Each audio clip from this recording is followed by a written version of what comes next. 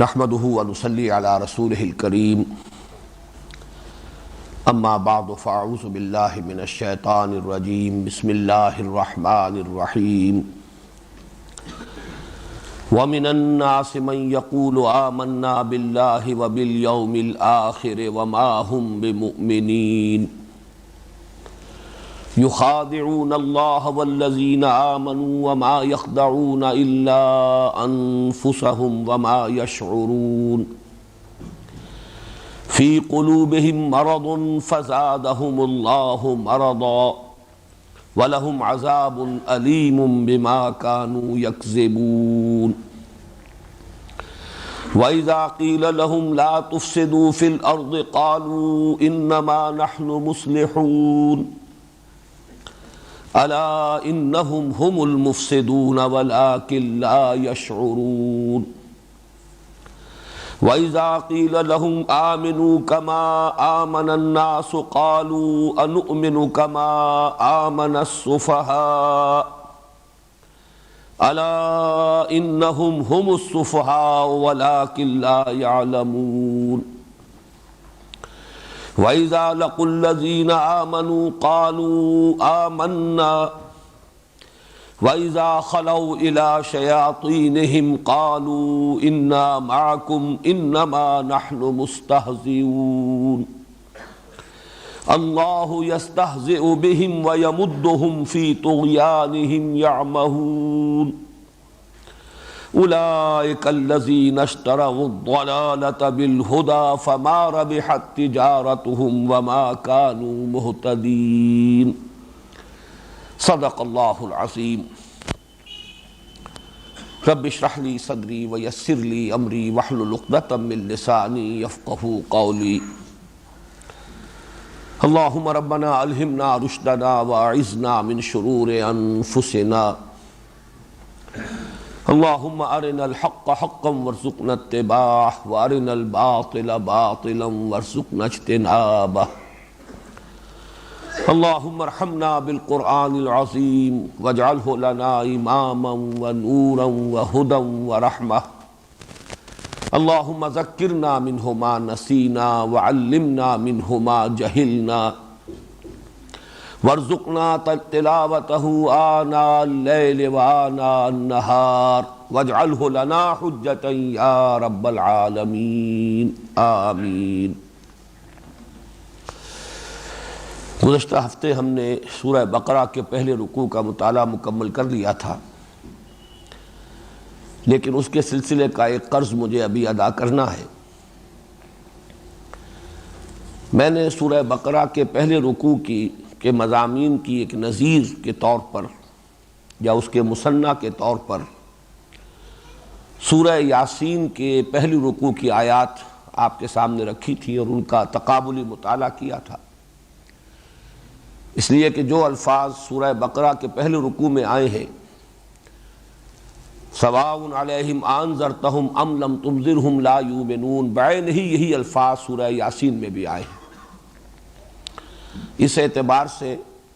ان دونوں مقامات میں باہم بڑی مشابہت ہے۔ پھر جیسے سورہ بقرہ کے شروع میں یؤمنون بالغیب، اور میں نے عرض کیا تھا کہ ایک رائے یہ ہے کہ یہ بات ظرف کی ہے، غیب میں رہتے ہوئے ایمان لانا، اس کی بھی مثال وہاں موجود ہے۔ وَخَشِيَ الرَّحْمَنَ بِالْغَیب، وہ لوگ کہ جو رحمان سے خوف رکھتے ہیں،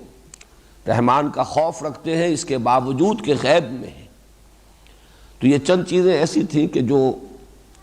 ان دونوں مقامات کے مابین مشترک ہے، لیکن واقعہ یہ ہے کہ سورہ بقرہ کی ابتدائی 5 آیات کا مثنیٰ قرآن حکیم میں سورہ لقمان کی ابتدائی 5 آیات ہیں، اور وہاں حسن اتفاق یہ بھی ہے کہ جیسے سورہ بقرہ کا آغاز ہوا ہے حروف مقطعات الف لام میم سے، ویسے ہی سورہ لقمان کا آغاز بھی الف لام میم سے ہوتا ہے۔ میں وہ آیات آپ کو سنا رہا ہوں، اس سے آپ کو اندازہ ہوگا کتنی گہری مشابہت ہے سورہ بقرہ کی ابتدائی 5 آیات اور سورہ لقمان کی ابتدائی 5 آیات میں۔ مجھے امید ہے کہ سورہ بقرہ کی وہ 5 آیات تو آپ میں سے اکثر کو یاد ہوں گی۔ سورہ لقمان کی ابتدائی 5 آیات کی سماعت فرمائیے۔ الف لام میم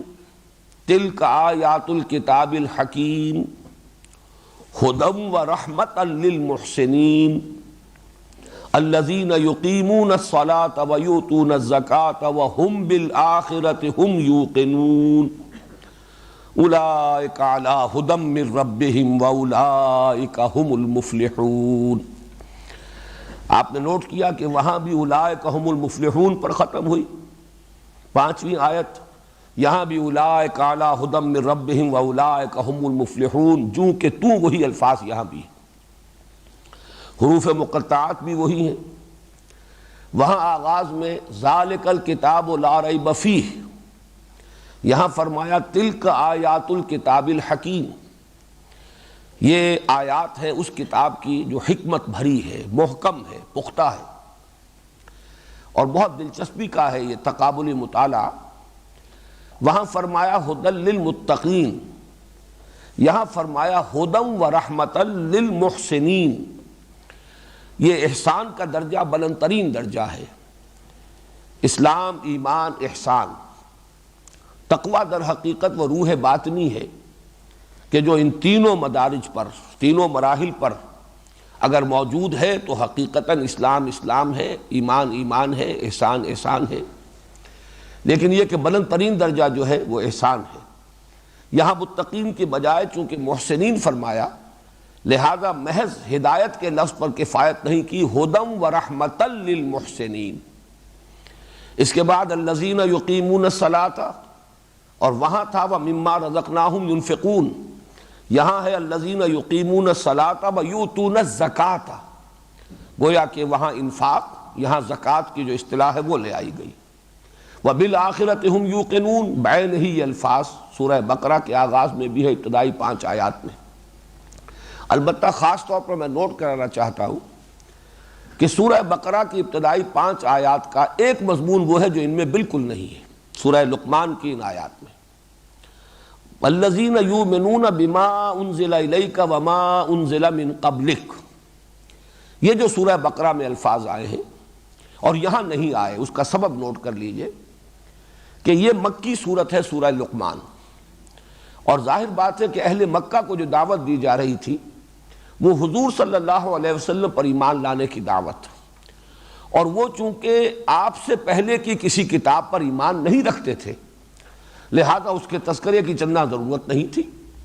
محض حضور صلی اللہ علیہ وسلم پر ایمان لے آنا اور قرآن حکیم پر ایمان لے آنا ان کے لیے کفایت کرتا تھا۔ سورہ بقرہ میں نے عرض کیا تھا کہ یہ سورۃ الامتین ہے، اس کا نصف اول جو ہے اس میں خطاب تمام تر جو ہے وہ اہل کتاب بالخصوص یہود سے ہے، چاہے صراحتاً ہے اور چاہے اشارتاً ہے، لیکن خطاب کا رخ جو ہے وہ یہود کی طرف ہے، اور ان کے ضمن میں یہ کہنے کی ضرورت ہے والذین یؤمنون بما انزل الیک وما انزل من قبلک، یہ در حقیقت انہی پر تعریض ہو رہی ہے کہ یہ جو محمد پر ایمان لانے والے ہیں صلی اللہ علیہ وسلم، اور جنہوں نے استفادہ کیا ہے قرآن حکیم کی ہدایت سے، ان میں وہ تنگ نظری نہیں ہے کہ صرف اسی کو مانے کہ جو نازل کیا گیا محمد پر صلی اللہ علیہ وسلم، بلکہ پوری وسعت قلب کے ساتھ وہ ایمان رکھتے ہیں اس تمام کتابوں پر جو حضور صلی اللہ علیہ وسلم سے پہلے نازل ہوئی۔ میں پھر عرض کر رہا ہوں کہ اس میں تعریض ہے یہود پر کہ تمہارے اندر وہ تنگ نظری ہے، وہ تعصب ہے، تم اس تنگ دلی میں گرفتار ہو کہ تم صرف اپنی کتاب کو ماننے پر اکتفا کر رہے ہو اور قرآن مجید پر ایمان نہیں لا رہے۔ تو یہ مدنی اور مکی صورت ہونے کے اعتبار سے کہ سورہ بقرہ مدنی صورت ہے، سورہ لقمان مکی صورت ہے، اس اعتبار سے آپ نے یہ فرق نوٹ کیا کہ یہاں وہ مضمون نہیں ہے سورہ لقمان میں کہ والذین یؤمنون بما انزل الیک وما انزل من قبلک۔ اور یہاں میں چاہتا ہوں کہ آج کا جو ہمارا سبق ہے اس کے اعتبار سے بھی یہ بات اہم ہے کہ نوٹ کر لیں کہ یہ پہلے 4 رکوع جو ہیں جن میں کہیں صراحت الخطاب نہیں ہے بنی اسرائیل سے، ان میں بھی اصلاً روح سخن انہی کی طرف ہے۔ پورا نصف اول جو ہے 18ویں رکوع تک، ان میں سے صرف 10 رکوع درمیانی وہ ہیں جو شروع میں عرض کر چکا ہوں جن میں براہ راست خطاب ہے، یا بنی اسرائیل اذکروا نعمتی التی انعمت علیکم واوفوا بعہدی اوف بعہدکم، یہاں سے بات شروع ہوئی اور 15ویں رکوع تک مسلسل وہ گفتگو چلی ہے۔ لیکن پہلے 4 رکوع اور اس کے بعد کے 4 رکوعوں میں چاہے صراحتاً خطاب نہیں ہے یہود سے یا بنی اسرائیل سے، لیکن یہاں بھی روئے سخن انہی کی طرف ہے۔ اب آئیے آج ہم سورہ بقرہ کے دوسرے رکوع کا مطالعہ شروع کر رہے ہیں۔ یہ رکوع خاصا طویل ہے۔ ارادہ تو یہ ہے کہ آج اور کل میں ہم اس کا مطالعہ مکمل کر لیں، لیکن بہرحال جیسا کہ اس سے پہلے بھی میں عرض کرتا رہا ہوں، انسان صرف ارادہ کر سکتا ہے، اس کی تکمیل اللہ کے ہاتھ میں ہے۔ میری پوری کوشش ہوگی کہ زیادہ تفصیلات میں نہ جاؤں اور 2 دنوں میں اس رکوع کا مطالعہ میں مکمل کر لوں۔ لیکن یہ کہ آج میں ذرا اپنے درس کے انداز میں یہ تبدیلی لا رہا ہوں کہ پہلے یہ 9 آیات، 13 آیات میں سے میں نے 9 آیات ابھی تلاوت کی ہیں، پہلے ان کا ایک رواں ترجمہ ہم کر لیں تاکہ اندازہ ہو جائے کہ اس میں مضامین کیا آ رہے ہیں۔ پھر کچھ گفتگو تمہیدی کرنی ہوگی، اور اس میں ایک اہم مسئلہ ہے کہ یہاں کچھ لوگوں کا ذکر ہے لیکن انہیں باقاعدہ معین نہیں کیا گیا کہ وہ کون لوگ ہیں۔ اس کے لیے غور کرنا پڑے گا، جو باتیں کہی جا رہی ہیں ان سے اسی کے حوالے سے معین کرنا ہوگا کہ یہاں خطاب کن سے ہو رہا ہے۔ وَمِنَ النَّاسِ مَن يَقُولُ آمَنَّا بِاللَّهِ وَبِالْيَوْمِ الْآخِرِ وَمَا هُم بِمُؤْمِنِينَ، اور لوگوں میں سے بعض وہ بھی ہیں جو کہتے ہیں ہم ایمان لے آئے اللہ پر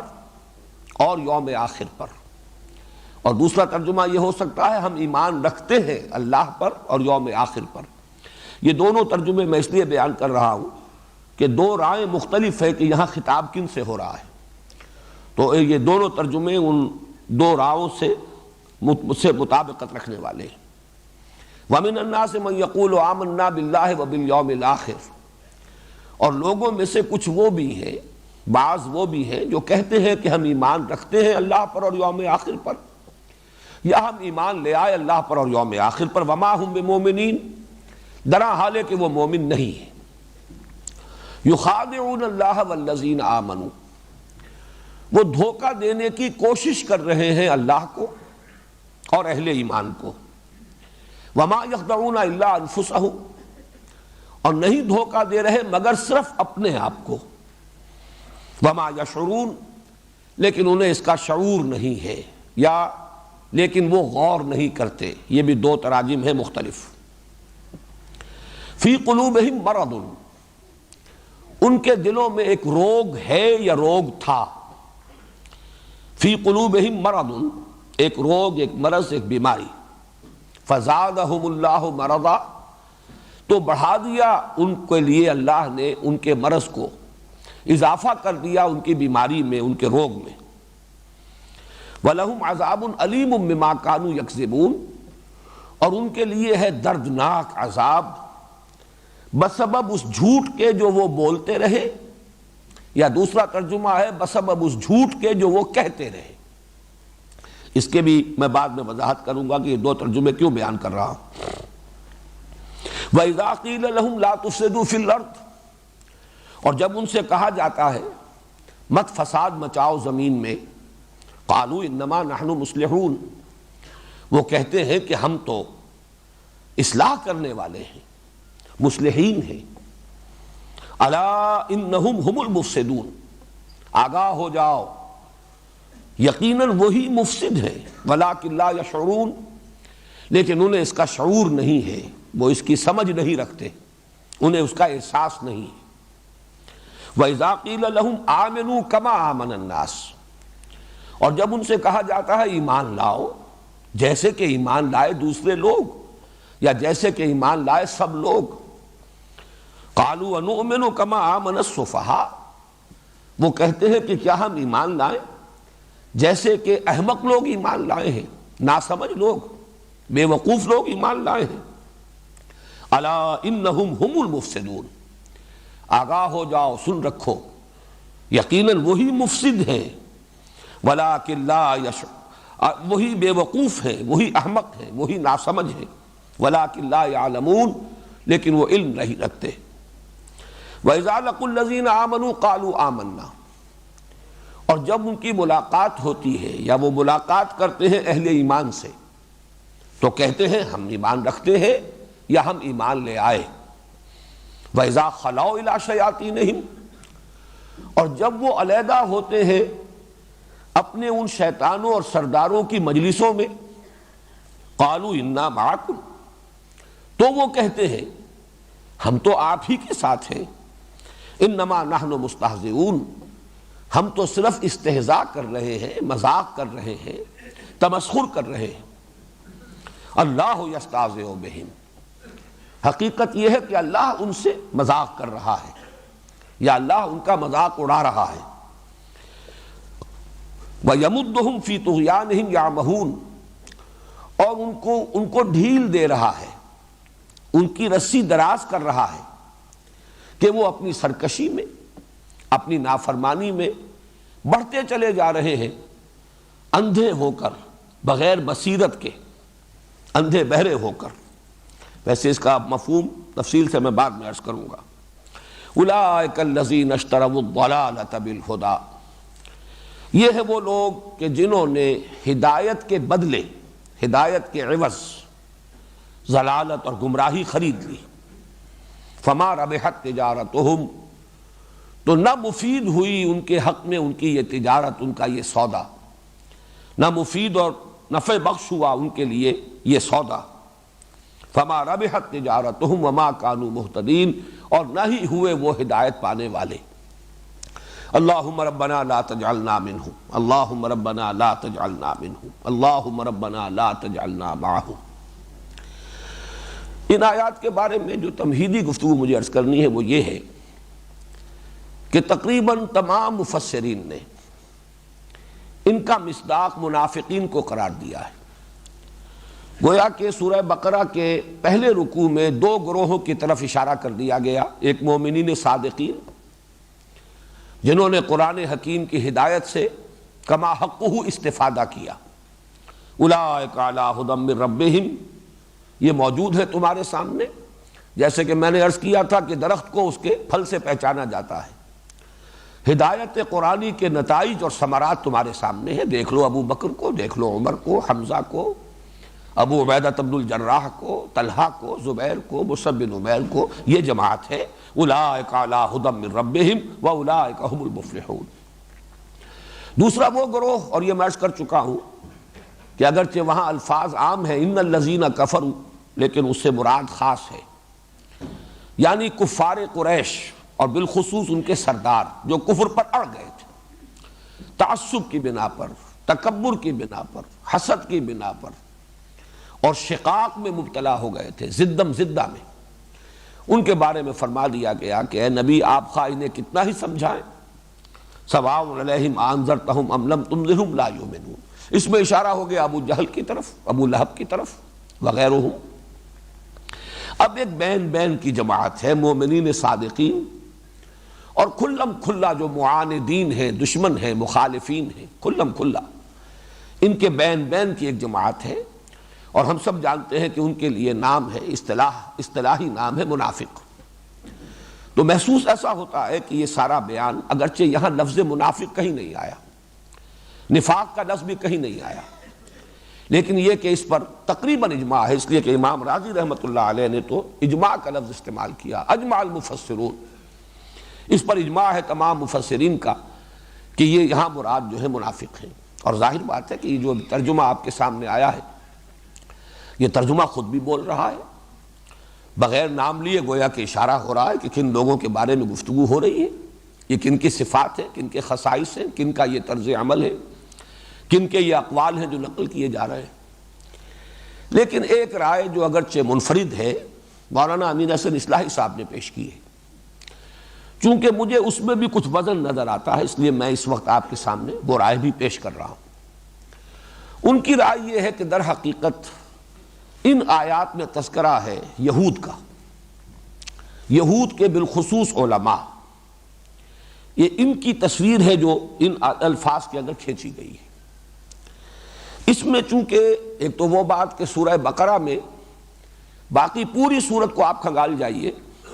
منافقین کا تذکرہ کہیں نہیں آ رہا، لفظ نفاق کہیں نہیں آیا، لفظ منافق کہیں نہیں آیا۔ یہ تو سورہ آل عمران میں آئے گا،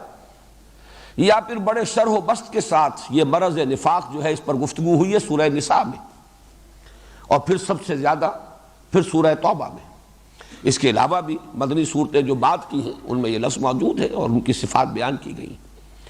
لیکن اس سورہ مبارکہ میں جو خطاب ہے وہ یا تو یہود سے ہے، جیسا کہ میں نے عرض کیا، میں نے تو اس کے لیے ایک نام تجویز کیا ہے سورۃ الامتین، یہ دو امتوں کی صورت ہے. نصف اول میں تمام تر خطاب یہود سے ہے، نصف ثانی میں تمام تر خطاب اہل ایمان سے ہے، مسلمانوں سے. اس سے گویا کہ اس بات کی زیادہ مناسبت ہے کہ یہاں بھی اشارہ یہود کی طرف کیا جا رہا ہو. ایک بڑی دلیل بھی اس میں مضمر ہے، اس لیے کہ ان کا جو دعویٰ ہے وَمِنَ النَّاسِ مَن يَقُولُ آمَنَّا بِاللَّهِ وَبِالْيَوْمِ الْآخِرِ، یہاں ان کا دعویٰ جو ہے حضور پر ایمان لانے کا دعویٰ ہی نہیں ہے. ان کا دعویٰ جو نقل کیا گیا ہے وہ یہ ہے کہ ہم ایمان رکھتے ہیں اللہ پر اور یوم آخر پر. یہاں ان کی صراحت کے ساتھ حضور پر ایمان لانے کی بات نہیں کی گئی، جبکہ منافقین کے بارے میں ہمیں معلوم ہے کہ وہ پورے شد و بد کے ساتھ کہتے تھے. جیسے کہ سورہ منافقون جو 28ویں پارے میں ہے اس کی تو پہلی آیت ہی یہ ہے اذا جاءک المنافقون قالوا نشهد انک لرسول اللہ واللہ یعلم انک لرسولہ واللہ یشہد ان المنافقین لکاذبون. جب یہ منافق آپ کے پاس آتے ہیں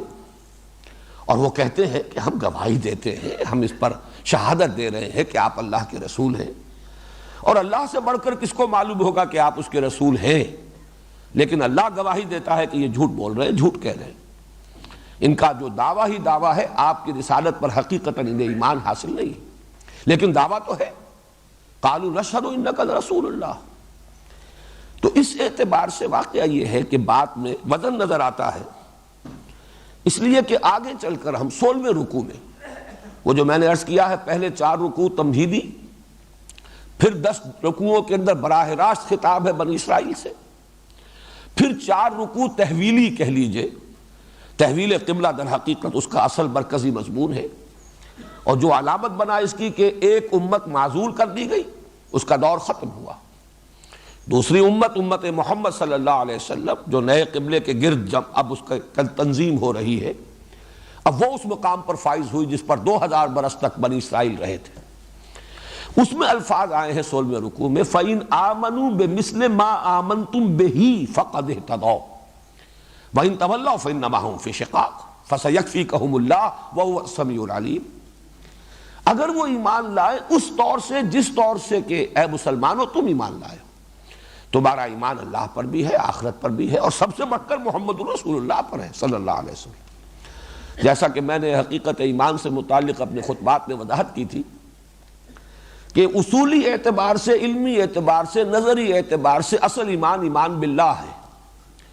ایمان بالرسول یا ایمان بالرسالت اور ایمان بالآخرہ یا ایمان بالمعاد، یہ دونوں فروع ہیں، یہ شاخیں ہیں ایمان باللہ کی. ایک اللہ تعالیٰ کی صفت ہدایت کی توسیع ہے، ایکسٹینشن ہے. رسالت کیا ہے؟ اللہ کی صفت ہدایت کی توسیع. اور ایک اللہ کی صفت عدل کا ظہور ہے. آخرت کیا ہے؟ اللہ کی صفت عدل کا ظہور. اسی لیے ایمان مجمل میں صرف اللہ پر ایمان کا ذکر ہے. آمنت باللہ کما ہوا باسمائہ و صفاتہ وقبلت جمیع احکامہ اقرار باللسان و تصدیق بالقلب. کسی اور شے کا ذکر ہی نہیں. اسی طریقے سے عملی اعتبار سے، انسان کے رویے کے درست ہونے کے اعتبار سے اہم ترین ایمان ہے ایمان بالآخرہ. آخرت پر یقین ہوگا تو آدمی سیدھا رہے گا، بولنے سے پہلے تولے گا اور کوئی عمل کرنے سے پہلے سوچے گا کہ میرے لیے جائز ہے یا نہیں. اسی طریقے سے جہاں تک قانونی ایمان کا تعلق ہے، اصل ایمان ہے ایمان بالرسول. ایمان باللہ بھی وہی معتبر ہوگا جو اللہ کے ان اسماء و صفات کے ساتھ ہو جس کی خبر رسول نے دی ہے. ایمان بالآخرت بھی وہی معتبر ہوگا جو ان تمام تفاصیل کے ساتھ ہو جن کا علم انسان کو نبوت اور رسالت کے ذریعے ہی ہو سکتا ہے. بعث بعد الموت، حشر و نشر، حساب کتاب، جزا و سزا، جنت و دوزخ، ان کی تفاصیل. ظاہر بات ہے کہ یہ تو نبوت ہی کے ذریعے سے اور رسالت ہی کے ذریعے سے یہ باتیں انسان کے علم میں آ سکتی ہیں. اس اعتبار سے نوٹ کیجئے کہ یہ جو کہا گیا فَإِنْ آمَنُوا بِمِثْلِ مَا آمَنْتُمْ بِهِ، اور ظاہر بات ہے کہ وہاں ساری گفتگو اہل کتاب کے بارے میں ہو رہی ہے. قولوا آمنا باللہ وما انزل الینا وما انزل الی ابراہیم واسماعیل واسحاق ویعقوب والاسباط وما اوتی موسیٰ وعیسیٰ وما اوتی النبیون من ربہم لا نفرق بین احد منہم ونحن لہ مسلمون فإن آمنوا بمثل ما آمنتم بہ فقد اہتدوا۔ تو اس سے در حقیقت ثابت ہو رہا ہے کہ اس پورے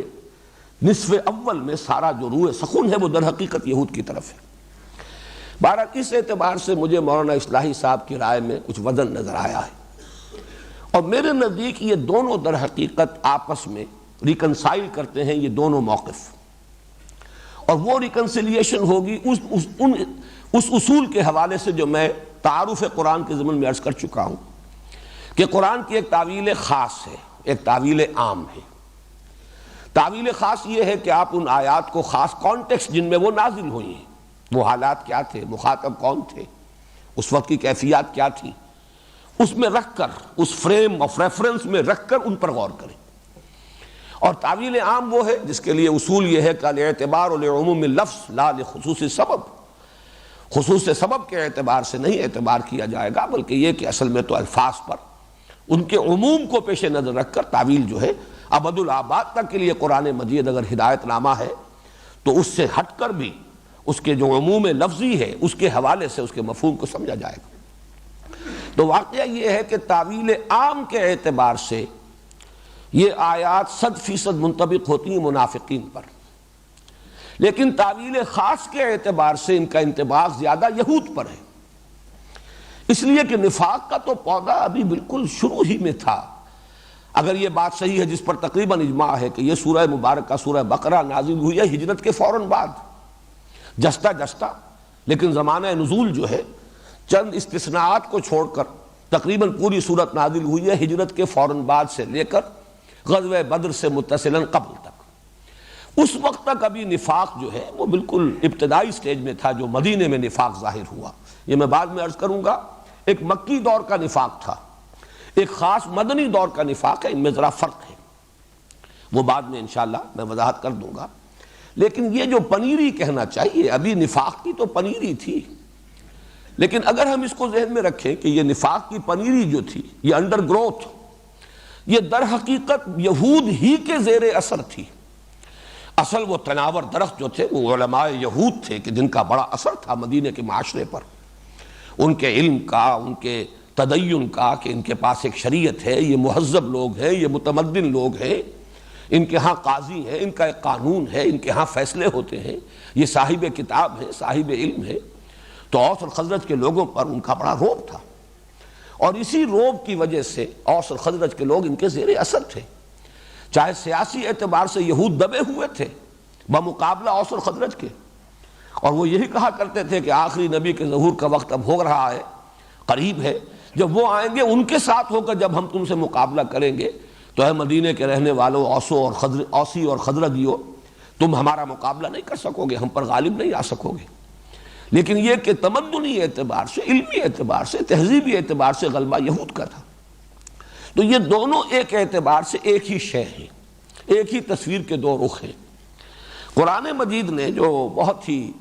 یوں سمجھئے کہ حکمت یہاں اختیار فرمائی ہے وہ یہ ہے کہ نام لیے بغیر خصائص بیان کر دیے، جس کو بھی یہ فٹ بیٹھ جائے۔ ایک دروں بینی کی دعوت دی جا رہی ہے کہ ہر شخص اپنا جائزہ لے، جیسا کہ حضور صلی اللہ علیہ وسلم کا بڑا حکیمانہ طرز عمل تھا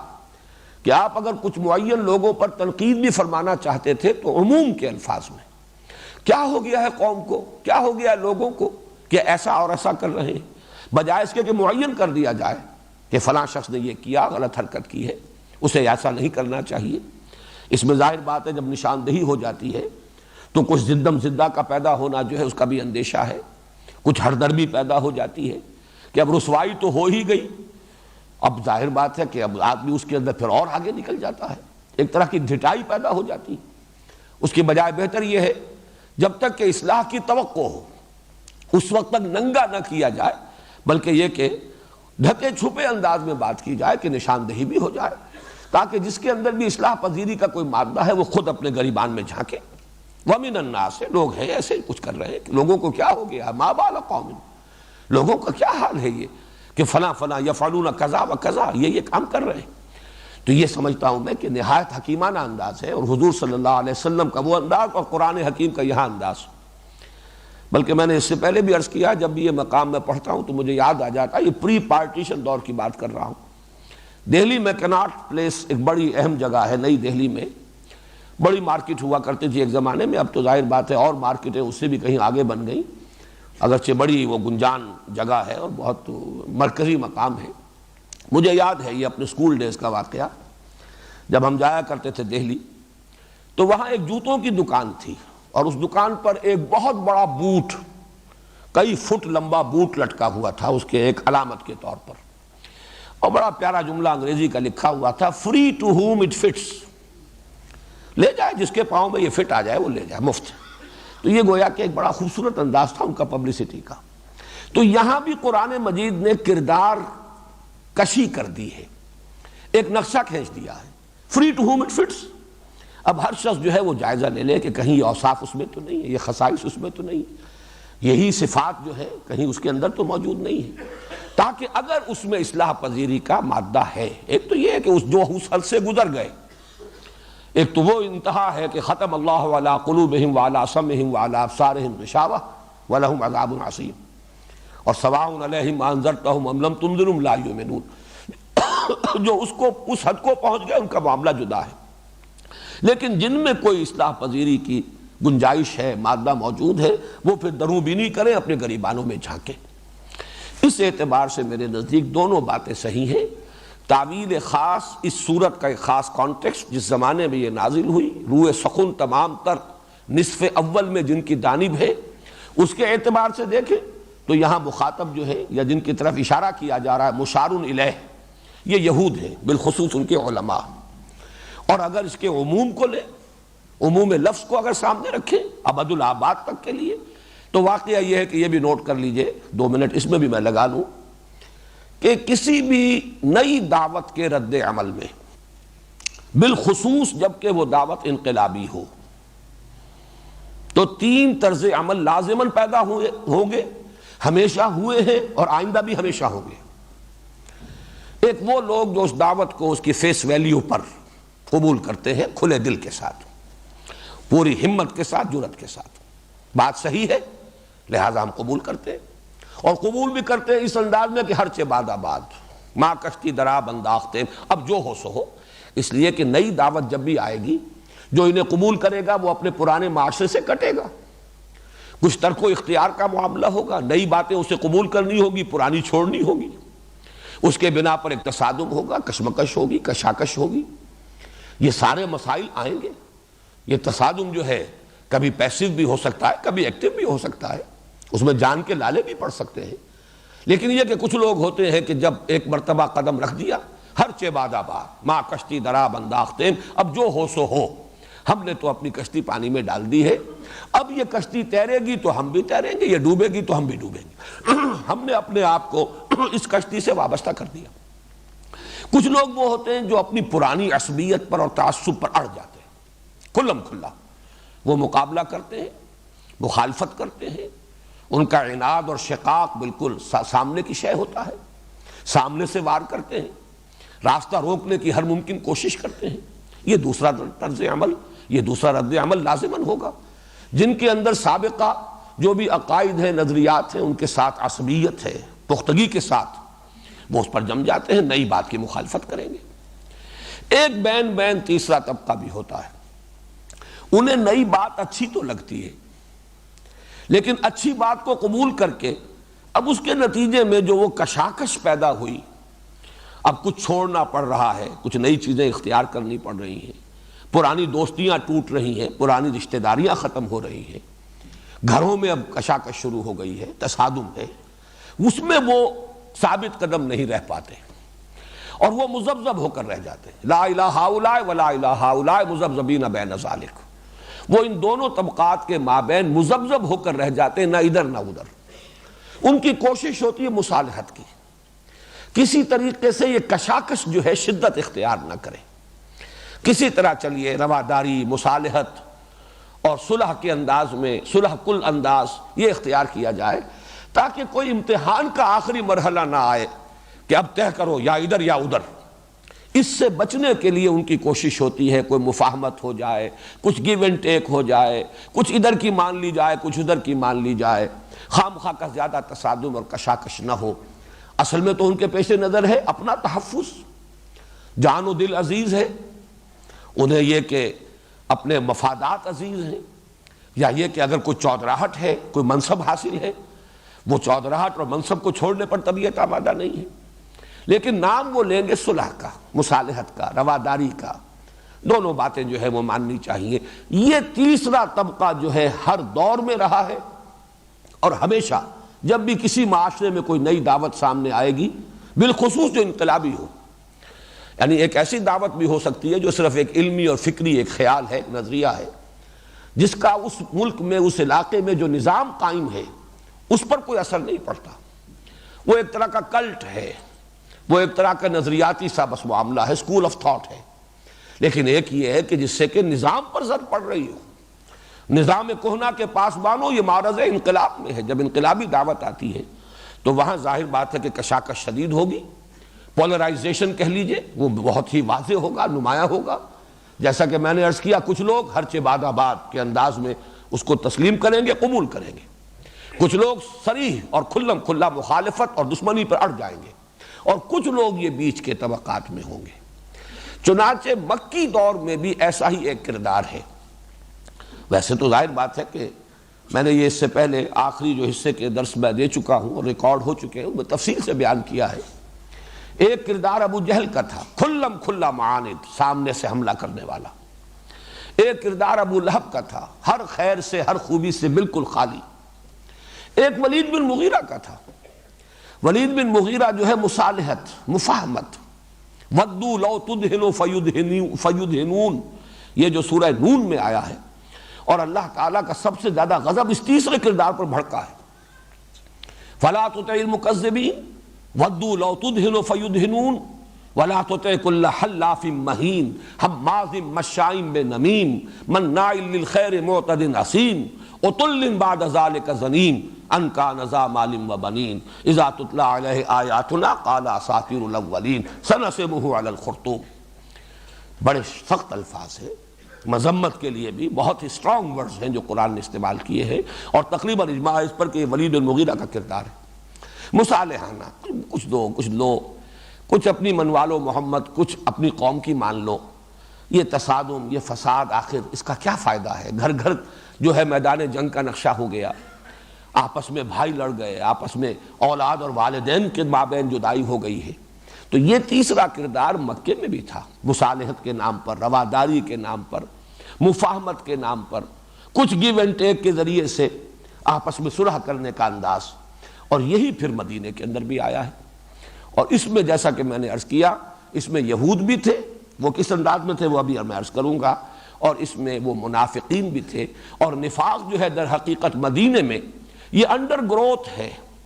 جیسے بڑے بڑے درختوں کے نیچے گھاس اور کچھ اور پودے چھوٹے چھوٹے اگاتے ہیں، تو یہ مدینے میں جو نفاق کی فصل جو ہے اپجی ہے، تو یہ در حقیقت علماء یہود ہی کے زیر اثر، انہی کے انڈر گروتھ کی حیثیت سے۔ اب آئیے ہم اس کے ایک ایک لفظ کے حوالے سے، ایک ایک آیت کے حوالے سے بات کرتے ہیں۔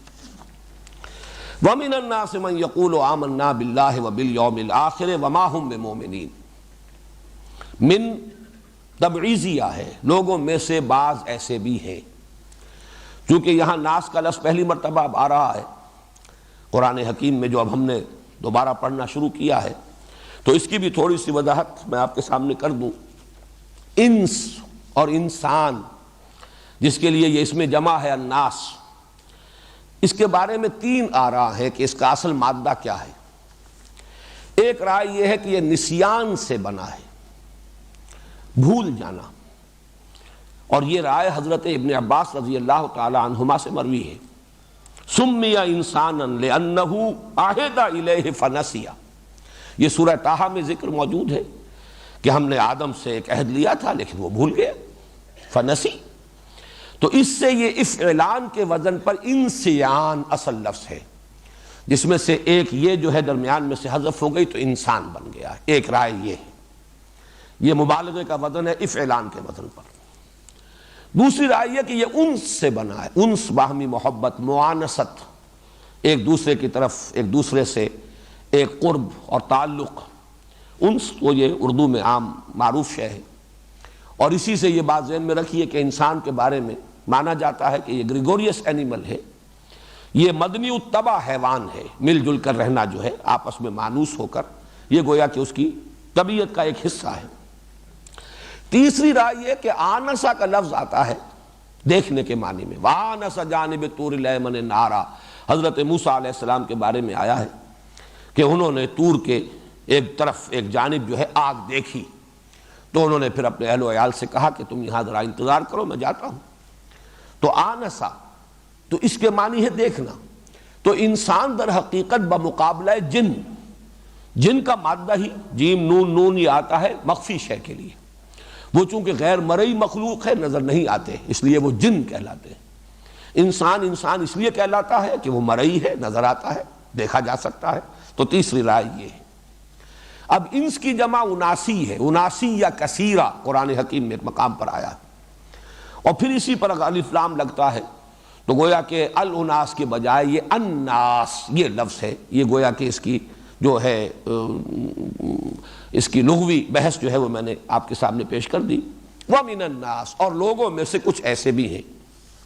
مَن يَقُولُ آمَنَّا بِاللَّهِ وَبِالْيَوْمِ الْآخِرِ وَمَا هُم بِمُؤْمِنِينَ، جو دعویٰ کرتے ہیں کہ ہم ایمان رکھتے ہیں اللہ پر اور یوم آخر پر، درحال ہے کہ وہ مومن نہیں۔ یہ رکھتے ہیں کہ ترجمہ در حقیقت اس تعویل خاص کے اعتبار سے ہے۔ یہود کا دعویٰ یہ تھا کہ اے مسلمانوں، ہم پہلے سے مانتے ہیں اللہ کو اور اس کی توحید کو، ہم پہلے سے ایمان رکھتے ہیں آخرت پر، بعث بعد الموت پر، لہذا ہمیں مومن مانو، ہم بھی مومن ہیں۔ کوئی ضروری بات نہیں ہے محمد پر ایمان لانا صلی اللہ علیہ وسلم۔ بظاہر یہ بات بڑی مضبوط سی بھی لگتی ہے کہ اصولی باتیں تو یہی دو ہیں، باقی تو ایک شخص کا معاملہ ہے، شخص معین کو مانا جائے یا نہ مانا جائے۔ ایمانیات ثلاثہ میں سے اصولی اعتبار سے اگر غور کیا جائے، اللہ کو مان لیا جائے توحید کے ساتھ، آخرت کو مان لیا جائے، قانون مکافات و مجازات کو تسلیم کر لیا جائے، اعمال کے نتائج نکلیں گے، تو در حقیقت وہ جو ایک آیہ مبارکہ میں ہے قالوا انا للہ و انا الیہ راجعون، یہی دو ایمان ہے کہ جو جمع کیے گئے، انا للہ و انا الیہ راجعون، معلوم ہوا ایک اللہ پر ایمان اور ایک اللہ کی طرف لوٹ کر جانے پر یقین، یہ دو چیزیں ہیں اصل میں۔ باقی یہ کہ باقی چیزیں اشخاص کا معاملہ جن کی کوئی خاص اہمیت نہیں ہے۔ میں خاص طور پر اس بات کا تذکرہ اس لیے کر رہا ہوں کہ ہمارے ہاں تفسیری ایک بہت بڑا مسئلہ اور اشکال رہا ہے۔ سورہ بقرہ کی آیت نمبر 62، سورہ مائدہ کی آیت نمبر 69، ان الذین آمنوا والذین ہادوا والنصارى والصابئین من آمن باللہ والیوم الآخر وعمل صالحا فلہم اجرہم عند ربہم ولا خوف علیہم ولا ہم یحزنون۔ ان دونوں مقامات پر بھی سورہ مائدہ کی آیت نمبر 69 یہی مضمون، اور سورہ بقرہ ہی میں آگے چل کر آیت نمبر 62 آ جائے گی، وہاں پر بھی ایمان برسالت کا ذکر نہیں ہے۔ جو لوگ یہ کہتے ہیں جو ایمان لائے، خواہ وہ محمد پر ایمان لانے والے ہیں یا وہ یہودی یا نصارہ یا صابی، جو بھی ایمان لایا اللہ پر اور یوم آخر پر اور جس نے نیک عمل کیے، تو ان کا اجر ان کے رب کے پاس محفوظ ہے،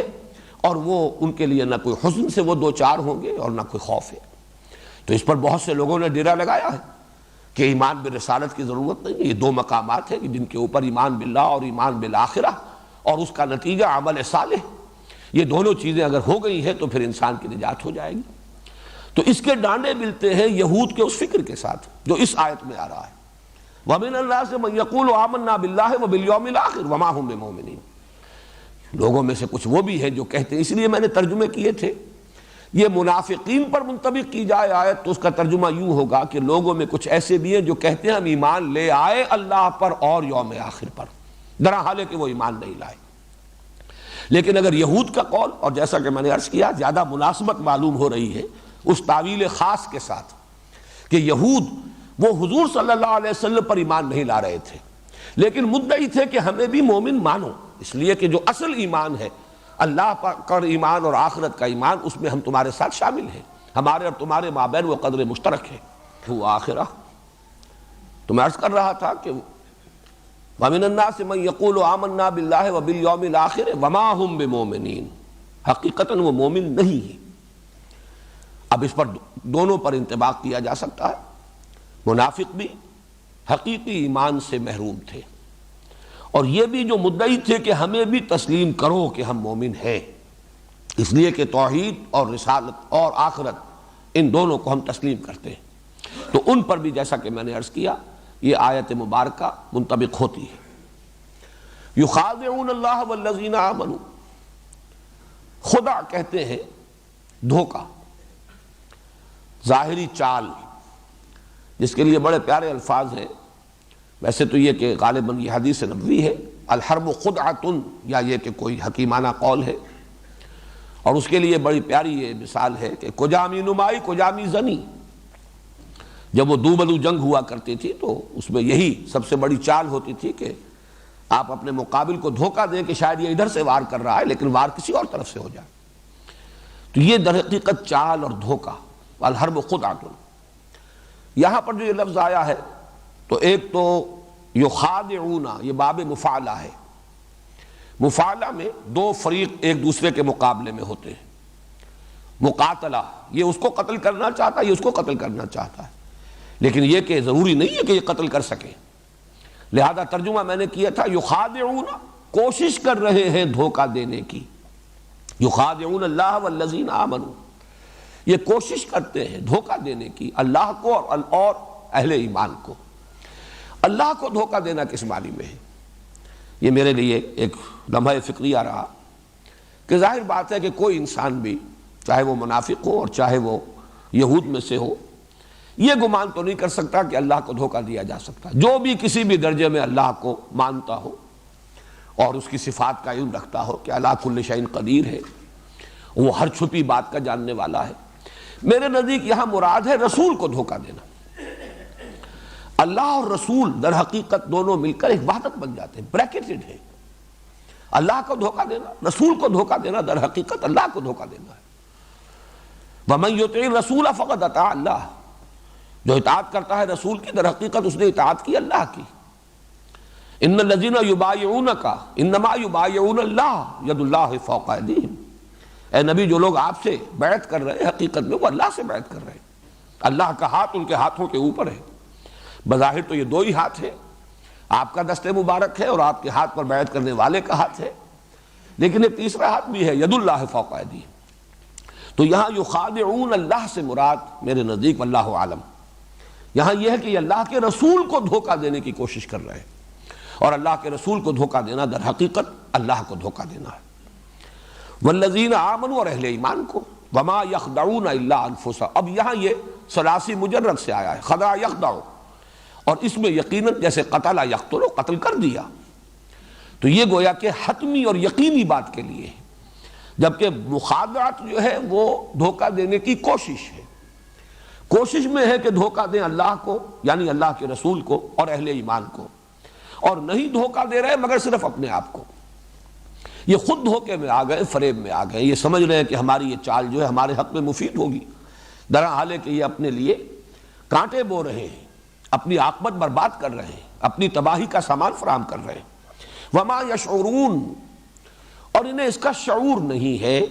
شعور ویسے تو لفظ بنیادی طور پر جو کوئی شے جو محسوس ہو،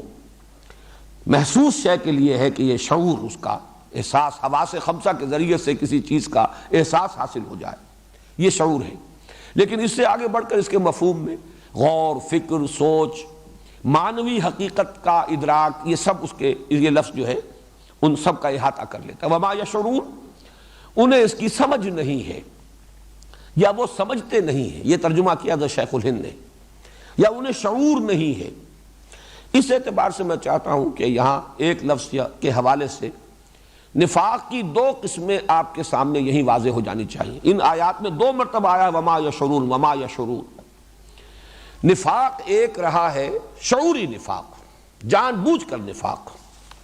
جس کی کہ مثال ہے سورہ آل عمران کی آیت نمبر 72، وقالت طائفۃ من اہل الکتاب آمنوا بالذی انزل علی الذین آمنوا وجہ النہار واکفروا آخرہ لعلہم یرجعون۔ یہ سازش تھی اہل کتاب میں سے کچھ لوگوں نے، یہود کی ایک گروہ نے، جماعت نے یہ طے کیا کہ بھائی ایسا کرتے ہیں، یہ ایمان کی جو ساکھ بہت قائم ہو گئی ہے، جو ایک دفعہ محمد کے دامن میں آ جائے چاہے اس کے ٹکڑے کر دیے جائیں وہ وہاں سے ہلتا نہیں ہے، کسی طرح بھی اس تعلق کو توڑنے پر جو ہے آمادہ نہیں ہوتا، ہر شے جو ہے قربان کرنے کو تیار ہے۔ تو یہ جو ساکھ بن گئی ہے اس کو توڑنے کا ایک ذریعہ ہے اور ایک شکل ہے، صبح کے وقت ایمان کا اعلان کرو، بھئی ہم بھی ایمان لائے قرآن پر، محمد پر صلی اللہ علیہ وسلم، اور شام کو مرتد ہو جاؤ۔ اور میں اس میں اضافہ کر رہا ہوں کہ یقیناً وہ پورا دن حضور کی صحبت ہی میں گزارتے ہوں گے تاکہ لوگوں پر یہ اثر ڈالے کہ بھئی ہم تو بہت قریب جا کر دیکھا ہے، کچھ نہیں، دور کے ڈھول سہانے ہیں، دور سے اچھے لگتے ہیں، ہم تو دیکھیے ایمان لائے تھے، ہم گئے تھے ان کی محفل میں بیٹھے، انہیں قریب سے دیکھ لیا، کچھ نہیں، کوئی حقیقت نہیں، اس لیے واپس آ گئے۔ لعلہم یرجعون، اس سے ہو سکتا ہے کہ وہ بھی لوٹ آئیں، ان کے دلوں میں بھی کوئی نہ کوئی شبہ تو پیدا ہو ہی جائے گا کہ بھائی یہ بڑے سمجھدار لوگ تھے، بڑے ثقہ لوگ تھے، اور یہ آئے تھے بڑے خلوص کے ساتھ،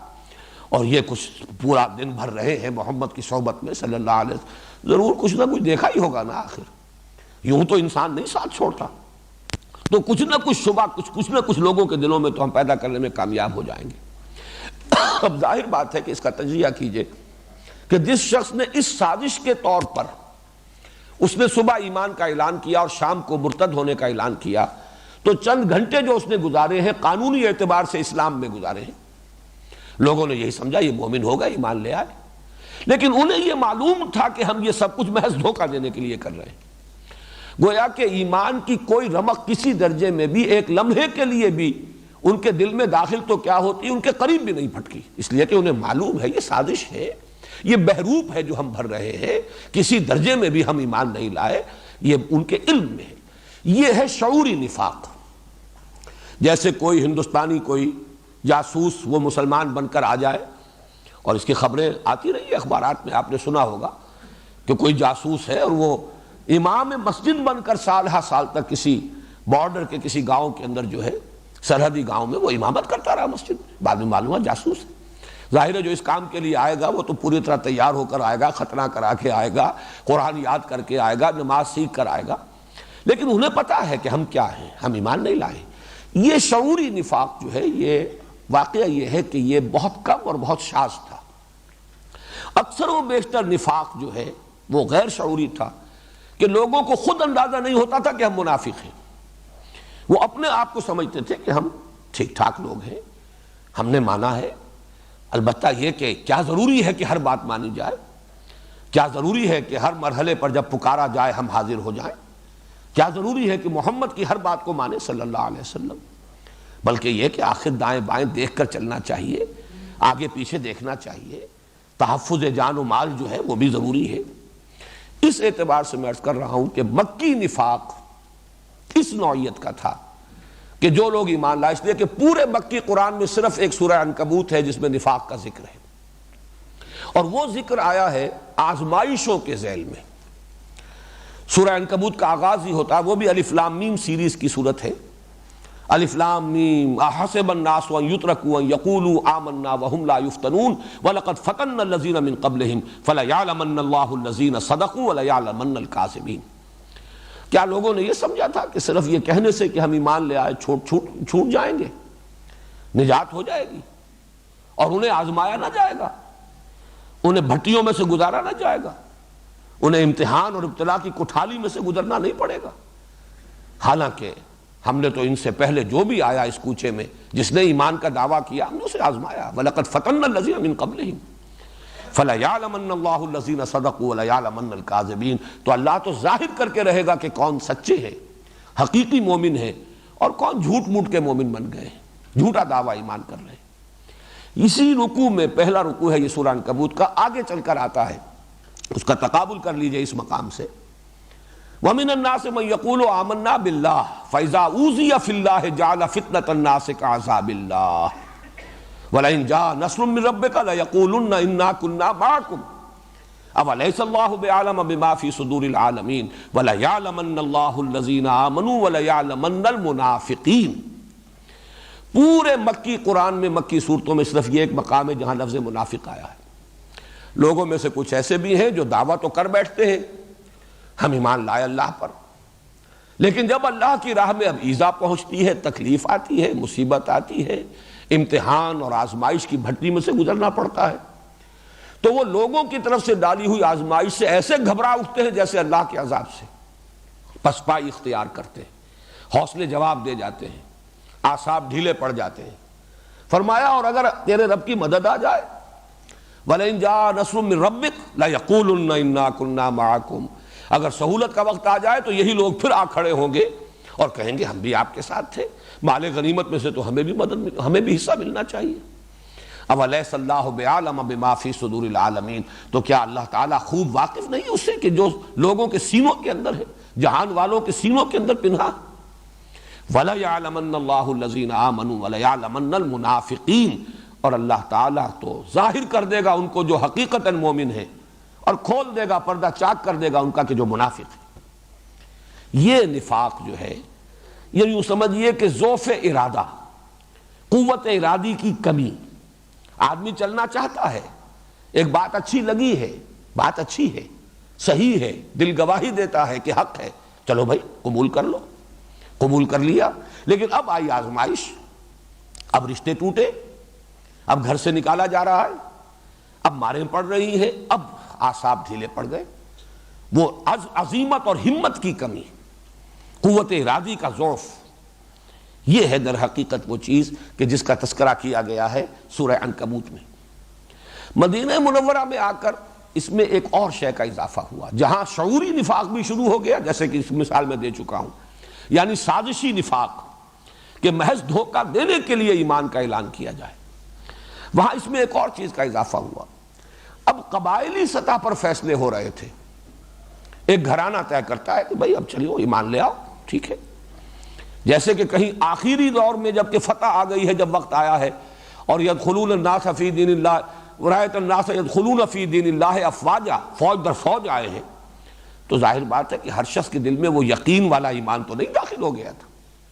ایک قبیلے کی سطح پر طے کیا گیا کہ بھائی چلو اب ایمان لے آؤ چل کر، اب تو معاملہ ختم ہوا، اب اس نو یوز کنٹینیوئنگ ریزسٹنس، اب راستہ نہیں روکا جا سکتا محمد کا صلی اللہ علیہ وسلم۔ تو یقیناً اس وقت جو لوگ ایمان لاتے تھے ان میں مومن صادق بھی تھے، ان میں یقیناً منافق بھی ہوں گے کہ ٹھیک ہے اس وقت تو گردن جھکا لو، جب موقع آئے گا پھر دیکھیں گے۔ یہ گویا کہ وہ شعوری نفاق۔ اور کچھ ایسے لوگ بھی کہ جنہوں نے ٹھیک ہے بھائی سب بات تو اچھی ہے، چلو کوئی غلط بات تو ہے نہیں، بات تو ٹھیک ہے، دل گواہی دیتا ہے، فطرت کی بات ہے، ایمان لے آؤ۔ یہ لوگ کسی سنجیدہ فیصلے سے، انفرادی سطح پر سنجیدہ فیصلہ، سوچا سمجھا فیصلہ، یہ اور شے ہوتی ہے، اور ایک اجتماعی فیصلہ، ایک برادری کی سطح پر فیصلہ، ایک قبیلے کی سطح پر فیصلہ، اس میں شامل ہو جانا یہ دوسری بات ہے۔ اب ظاہر ہے کہ جب راستے کے اندر اب تکلیفیں آئیں گی، مصائب آئیں گے، تو پھر قدم ڈگمگائیں گے۔ تو یہ بھی ایک نفاق کی شکل تھی کہ جو مدینہ منورہ میں پیدا ہوئی۔ وہ سورہ حجرات کی آیت ذہن میں لے آئیے، قالت الاعراب آمنا قل لم تؤمنوا ولكن قولوا اسلمنا ولما يدخل الايمان في قلوبكم وان تطيعوا الله ورسوله لا يلدكم من اعمالكم شيئا ان الله غفور رحیم۔ یہ بدو کہتے ہیں ہم ایمان لے آئے، اے نبی ان سے کہیے تم ایمان نہیں لائے ہو، صرف یہ کہو کہ ہم مسلمان ہو گئے، ہم نے اطاعت قبول کر لی، ہم اسلام لے آئے، اور ابھی تک ایمان تمہارے دلوں میں داخل نہیں ہوا،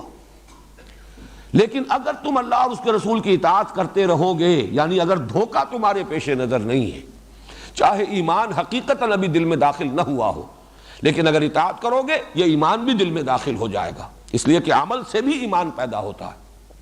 اور اللہ تمہارے اعمال کے اجر و ثواب میں کوئی کمی نہیں کرے گا۔ لیکن جان لو حقیقی مومن کون ہے، انما المؤمنون الذین آمنوا باللہ ورسولہ ثم لم یرتابوا وجاہدوا باموالہم وانفسہم فی سبیل اللہ اولئک ھم الصادقون۔ حقیقی مومن تو وہ ہے جو ایمان لائے اللہ پر اور اس کے رسول پر، پھر شک میں ہرگز نہیں پڑے، اور انہوں نے جہاد کیا اللہ کی راہ میں، کھپا دیے اپنے مال بھی اور اپنی جانیں بھی، صرف یہی ہے سچے مومن۔ تو یہ ہے در حقیقت نفاق کی مختلف صورتیں جو وما یشعرون کے لفظ کے حوالے سے میں نے چاہا کہ یہیں پر واضح ہو جائے۔ فی قلوبہم مرض فزادہم اللہ مرضا ولہم عذاب علیم بما کانوا یکسبون۔ ان کے دلوں میں ایک روگ ہے، بیماری ہے، اور اس بیماری کو معین نہیں کیا گیا وہ کون سی بیماری ہے۔ نوٹ کر لیجئے، یہود کا مرض اگر وہ تعویل خاص سامنے رکھیں کہ اس میں روح سخون یہود کی طرف ہے، تو وہ تکبر، ان کی ایک مذہبی چودراہٹ، اور تکبر ہی کا عکس ہے، اسی کا نتیجہ ہے حسد۔ یہ مقام ہم سے کیوں سلب ہوا؟ 2000 برس تک یہ ہمارا امتیازی مقام تھا، ہم تھے وحی اور نبوت کہ محبت ہم تھے، ہم پر، ہمارے اندر سے نبی اٹھتے رہے، کتابیں ہمیں دی گئیں، یہ چودراہٹ اور سیادت اس کے منصب پر ہم علماء اہل یہود ہم قائل، ہم فائز ہیں۔ آج یہ چیز ہم سے سلب کر کے دوسروں کو دے دی گئی، تو حسد، تو تکبر اور حسد در حقیقت ایک ہی تصویر کے دو رخ ہیں۔ ان کا مرض یہ تھا، اسی لیے یہاں پر لفظ مرض کو جو مبہم رکھا گیا، واضح نہیں کیا گیا۔ اور نفاق کا، منافقین کا اصل مرض کیا تھا؟ بزدلی، حب جان، حب مال، یا یوں کہیے حب دنیا۔ جان بھی عزیز ہے، مال بھی عزیز ہے، اسلام بھی عزیز ہے، لیکن یہ کہ اسلام کے لیے جان اور مال کی قربانی کھیلنا، یہ اس کے لیے تیار نہیں۔ ہو جائے کچھ خود بخود ہو جائے، آپ سے آپ ہو جائے۔ مجھے لطیفے کے درجے میں بات یاد آ رہی ہے، ہمارے ایک ساتھی ہیں بزرگ، بہت ہی بزلہ سنج کراچی میں، وہ اس ایک بڑی تلخ حقیقت کو بہت ہی خوبصورت انداز میں بیان کیا کرتے ہیں۔ اللہ حق، رسول حق، قرآن حق، دین حق، لیکن پیٹ بر حق۔ یہ مسئلہ جب آتا ہے انسان کے سامنے، یہ سب حق ہیں، لیکن مالی نقصان برداشت کرنا، جان کا نقصان برداشت کرنا، جبکہ وہ لوگ کہ جو خرچ بعد آباد کی شان کے ساتھ آتے ہیں، تو علامہ اقبال کا وہ شعر بہت مشہور ہے، تو بچا بچا کے نہ رکھ اسے، تیرا آئینہ ہے وہ آئینہ کہ شکستہ ہو تو عزیز تر ہے نگاہ آئینہ ساز میں۔ لیکن جن کی یہ کیفیت نہیں، وہ جو غالب نے کہا کہ جس کو ہو جان و دل عزیز اس کی گلی میں جائے کیوں، لیکن کچھ لوگ اس گلی میں داخل تو ہو گئے ہیں، جان بھی عزیز ہے، مال بھی عزیز ہے، کسی شے کا نقصان جو ہے گوارا نہیں ہے، تو وہ تو مذبذب ہو کر رہ جائیں گے۔ فی قلوبہم مرض، تکبر کا مرض یہ یہود کا، اور حب دنیا، حب مال، دنیا کے تمام متعلقات اس میں آ جائیں گے۔ اولاد بھی پیاری ہے، اہل و عیال سے بھی محبت ہے، گھر بھی پیارا ہے۔ سورہ توبہ کی وہ آیت ذہن میں لے آئیے،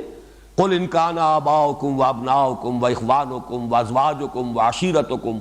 واموال اقترفتموها وتجارۃ تخشون کسادها ومساکن ترضونها احب الیکم من اللہ ورسولہ وجہاد فی سبیلہ فتربصوا حتی یاتی اللہ بامرہ واللہ لا یہدی القوم الفاسقین۔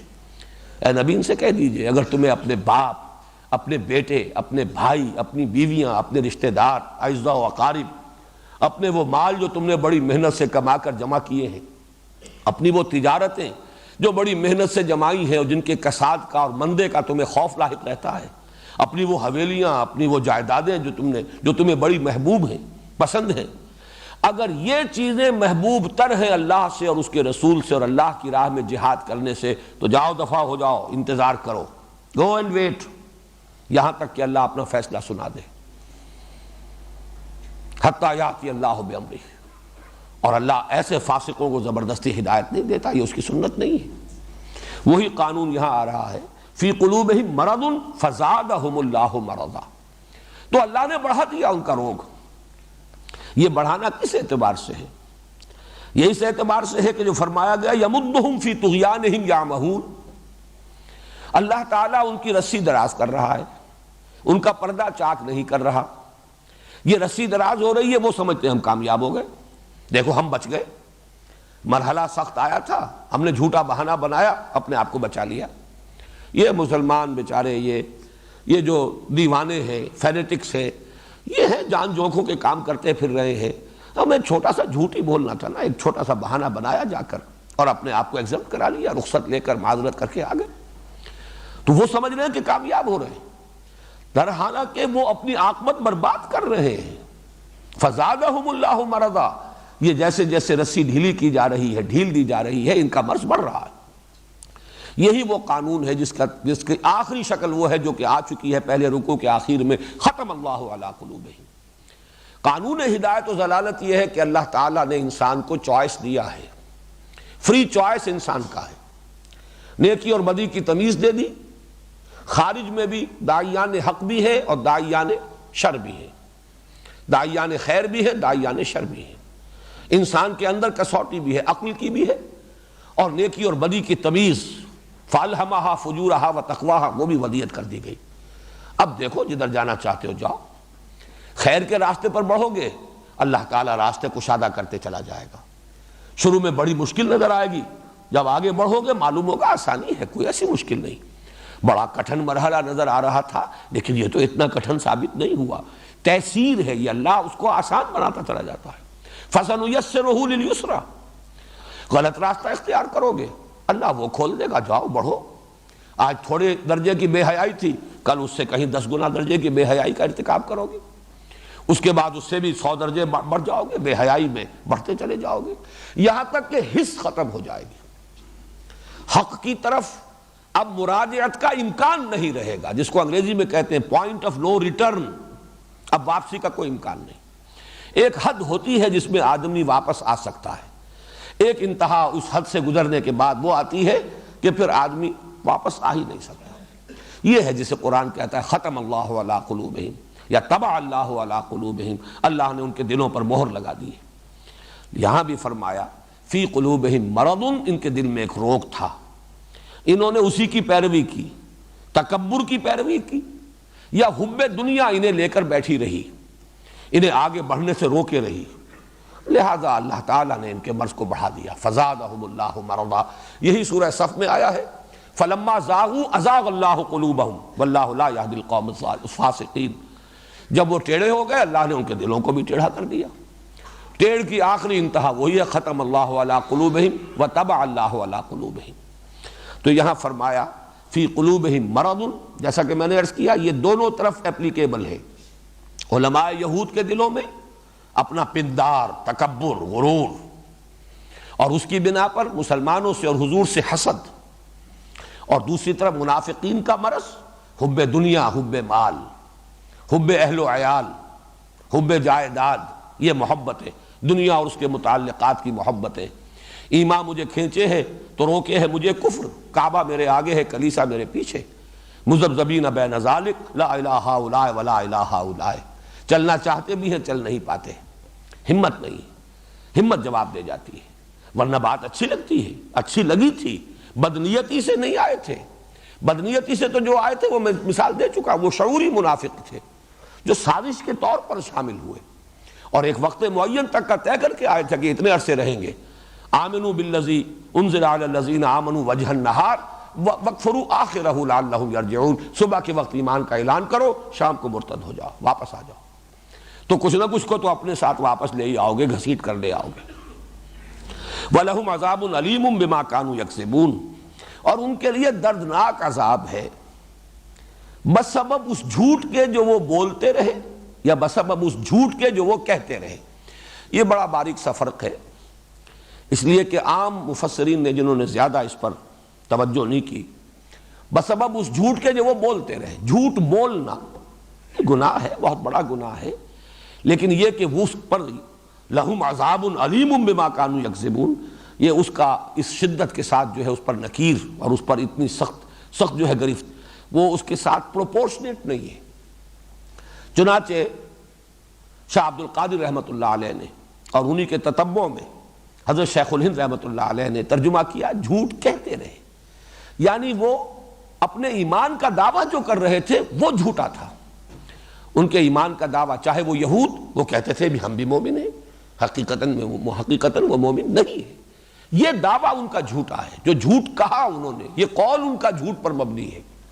اسی طریقے سے اگر منافقین نے کہا تو یہ بھی ان کا در حقیقت، جیسے کہ میں آیت سنا چکا ہوں آپ کو، اذا جاءک المنافقون قالوا نشهد انک لرسول اللہ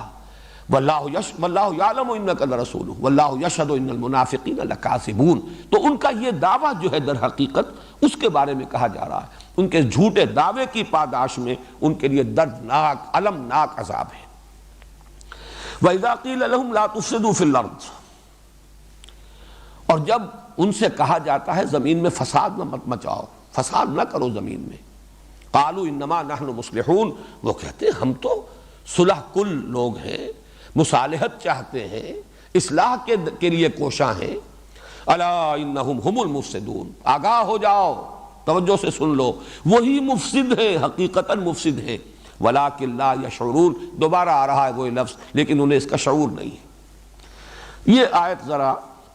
اس کے اصل مفہوم کو سمجھنے کے لیے کچھ صغرا کبرا اس کا جو ہے سمجھانا پڑے گا۔ اذرو قرآن فساد کیا ہے، فساد فی الارض کیا ہے؟ فساد فی الارض یہ ہے کہ یہ زمین اللہ کی ہے، اللہ ہی اس کا حاکم حقیقی ہے، اللہ ہی کی مرضی کے مطابق یہاں انسان کو زندگی گزارنی چاہیے، یہ ہے اصل میں حق، یہ ہے امن۔ اس کے خلاف جو روش بھی ہے وہ فساد ہے، وہ بغاوت ہے۔ ایک شخص خود بادشاہ بن کر بیٹھ گیا ہے، اپنی مرضی کا مالک۔ ایک شخص جو اپنی مرضی کا مالک ہے وہ بھی گویا کہ خدائی کا دعویٰ کر رہا ہے۔ وہ جو کہا مولانا روم نے کہ نفس ما ہم کم طرز فرعون نیست لیکن اورعون ایرعون نیست، میرا نفس بھی فرعون سے کم نہیں ہے۔ وہ خدائی کا مدعی ہے کہ یہ وجود میرا ہے، اس پر میری مرضی چلے گی، مجھے یہ شے پسند ہے، میں نہیں جانتا یہ صحیح ہے یا غلط ہے، جائز ہے ناجائز ہے،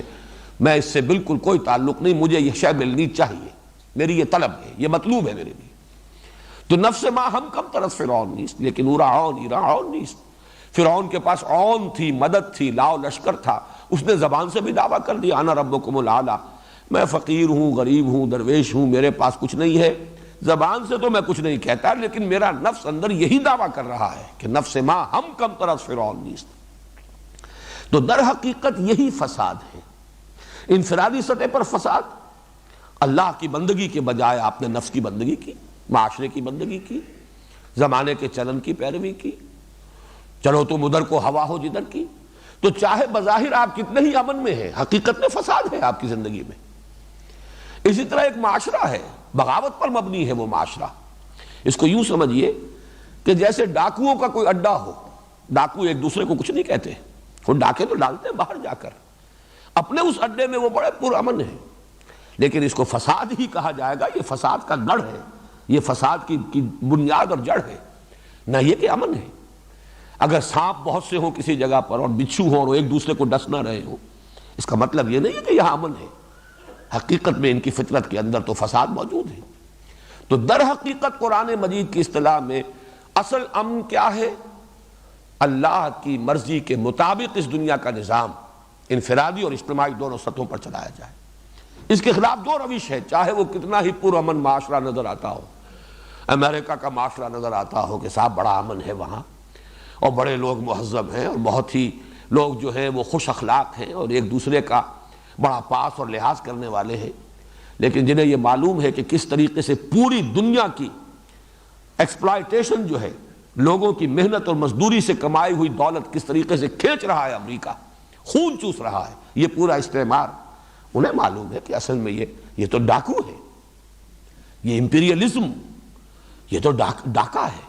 پوری نوع انسانی کے اوپر ڈاکہ ڈالا جا رہا ہے، چاہے اپنے ہاں یہ ڈاکوؤں کا اڈا ہے جس میں کہ انہوں نے امن فراہم کیا ہے۔ تو فساد اور امن کی اس حقیقت کو سمجھیے۔ اب اگر کہیں فساد ہے یعنی اللہ کی مرضی کے مطابق نہیں، اللہ کے خلاف بغاوت ہے، چاہے وہاں بڑا امن ہے، مکے میں بڑا امن تھا، جو بھی ظلم ہو رہے تھے غلاموں کے اوپر ہو رہے تھے وہ بھی سہ رہے تھے بیچارے، کوئی چیخ پکار نہیں تھی، بڑا امن تھا، لیکن نظام غلط ہے، یہ فاسدانہ نظام ہے، مفسدانہ نظام ہے۔ اس کو بدلنے کے لیے اب محمد الرسول اللہ والذین معہ اب کوشاں ہیں۔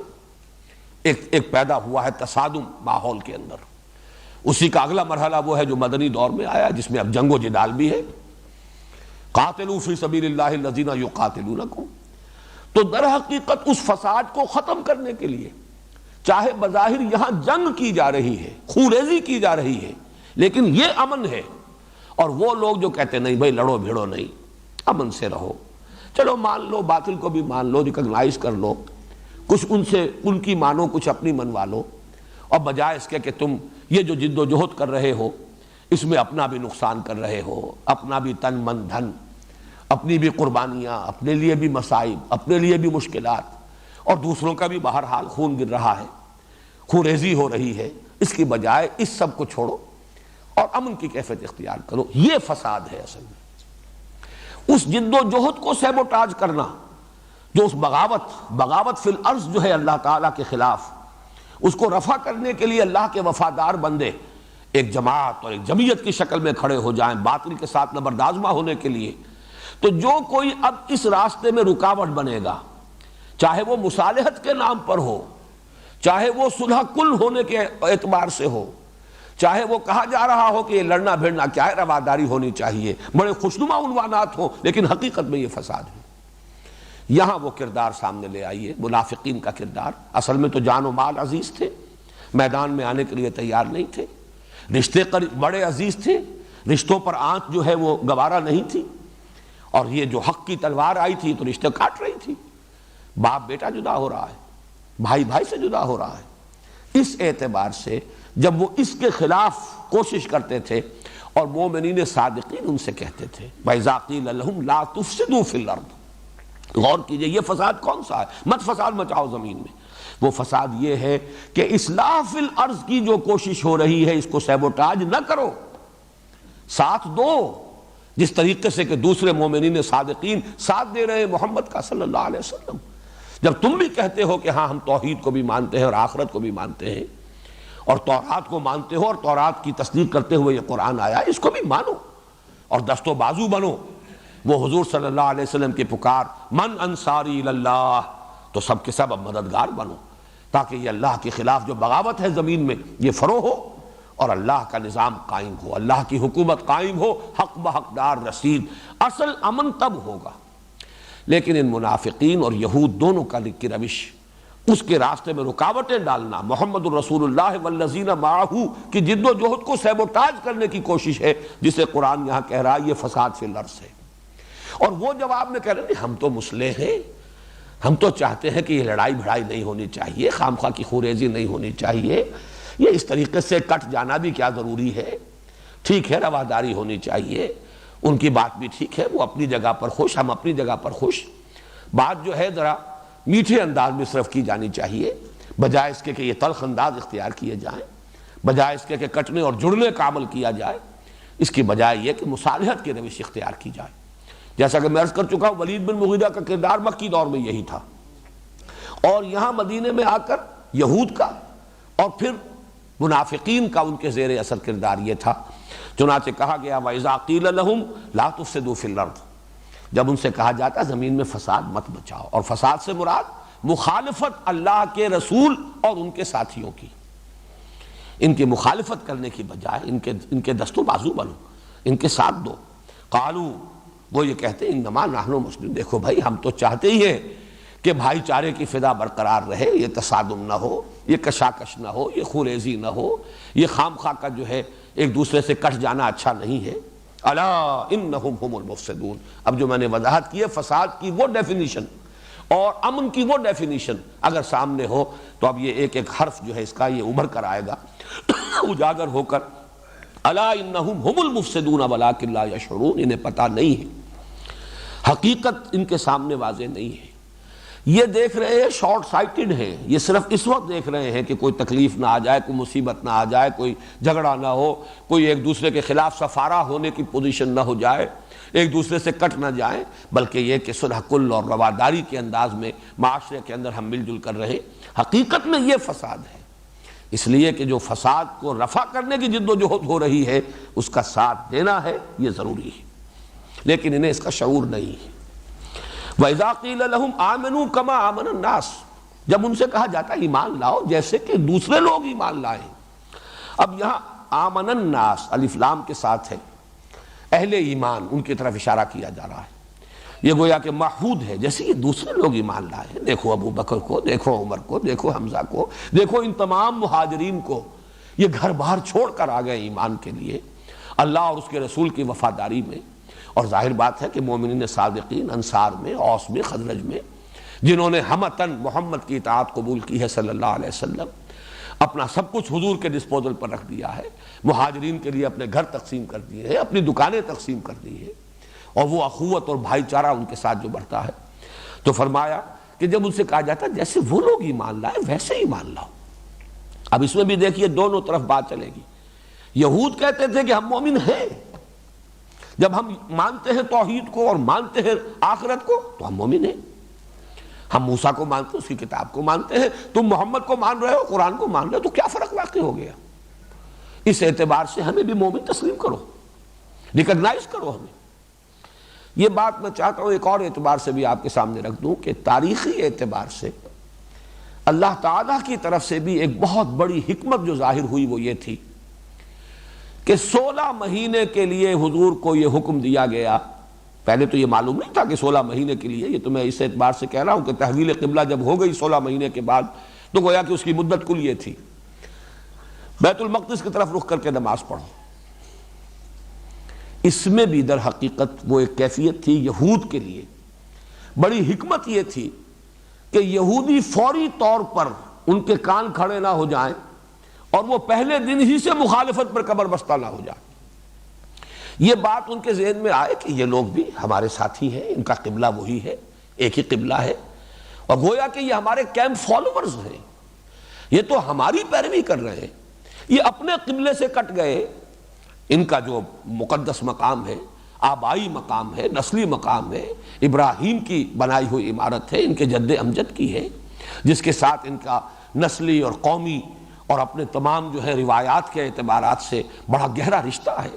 اس کی طرف رخ کرنے کے بجائے انہوں نے بیت المقدس کی طرف رخ کیا ہے.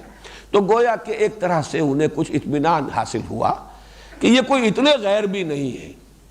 کوئی اتنا زیادہ گھبرانے کی ضرورت نہیں ہے. یہ گویا کہ ایک اعتبار سے تو ہمارے متبعین ہیں، ہمارے قبلے کی پیروی کر رہے ہیں، گویا کہ ہمارے کیمپ فالوورز ہیں. لہذا فوری طور پر اب آپ دیکھیے کہ وہ جو حضور صلی اللہ علیہ وسلم نے جا کر یہود کو معاہدوں میں جکڑ لیا، یہ حضور صلی اللہ علیہ وسلم کی طرف سے بہت بڑا حکیمانہ اقدام تھا. اور یہ قبلے کا معاملہ میں سمجھتا ہوں کہ اسی نوعیت کا اللہ تعالیٰ کی طرف سے حکمت کا اظہار ہے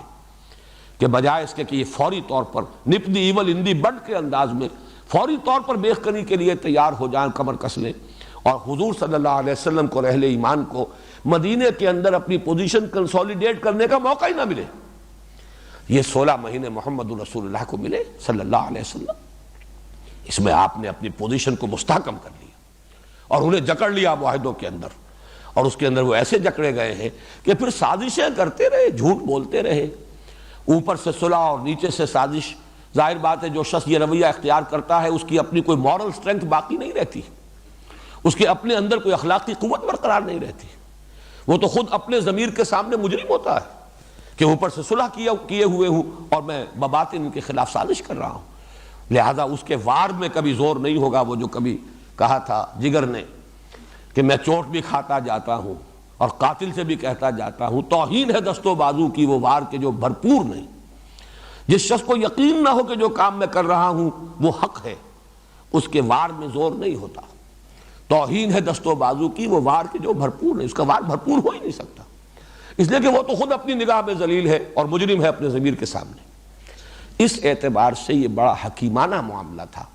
میں سمجھتا ہوں اس کے ساتھ اس کی ایک بڑی مطابقت ہے کہ ان کا پھر یہ دعویٰ تھا کہ ٹھیک ہے ہم بھی مومن، تم بھی مومن،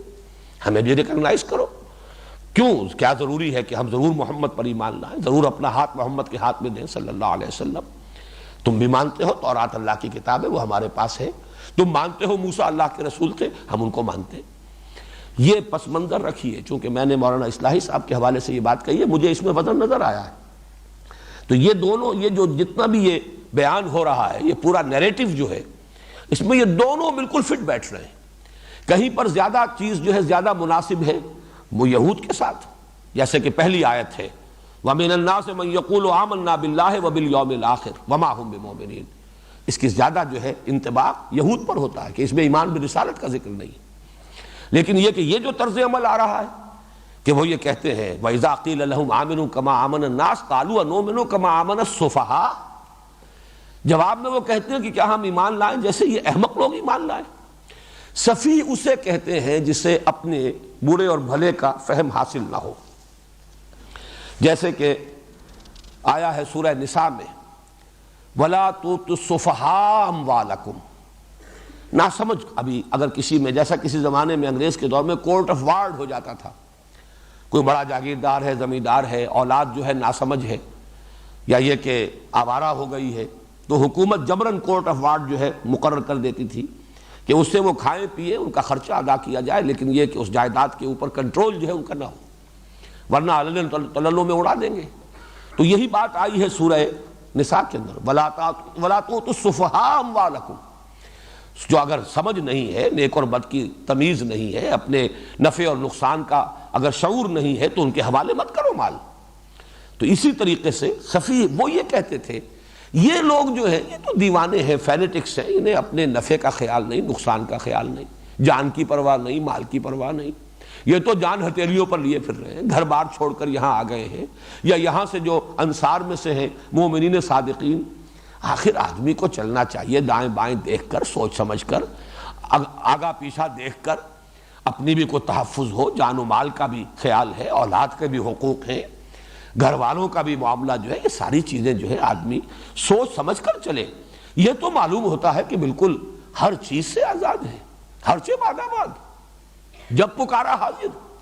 جس کام کے لیے کہا سر تسلیم خم۔ تو ہم اتنے ناسمجھ نہیں ہیں، چلنا چاہتے ہیں لیکن دیکھ بھال کر، دائیں بائیں دیکھ کر، اپنے تحفظ، جان و مال کے تحفظ کے ساتھ۔ یہ بات جو ہے منافقین کے کردار پر 100% منطبق ہو رہی ہے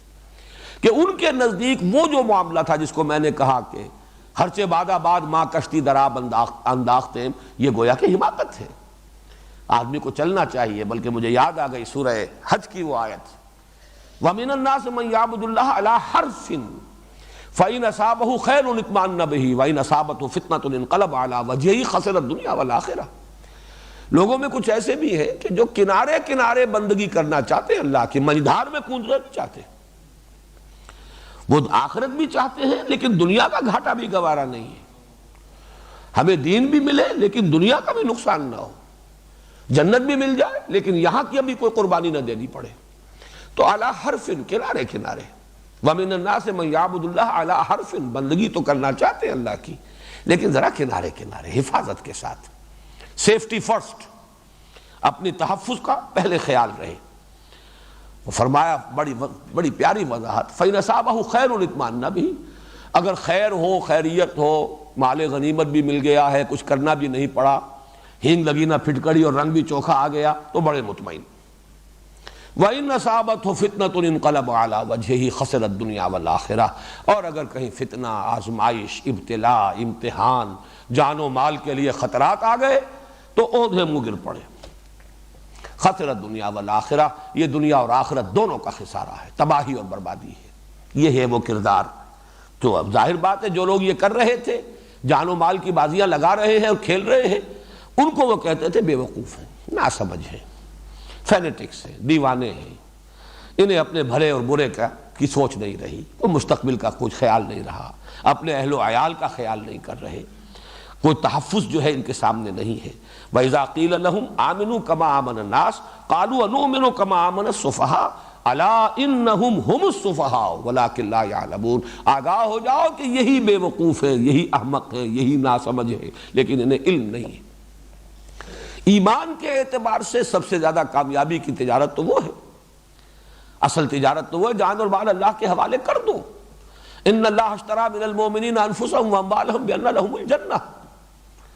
یقاتلون فی سبیل اللہ فیقتلون ویقتلون وعدا علیہ حقا فی التوراة والانجیل والقرآن ومن اوفى بعہدہ من اللہ فاستبشروا ببیعکم الذی بایعتم بہ۔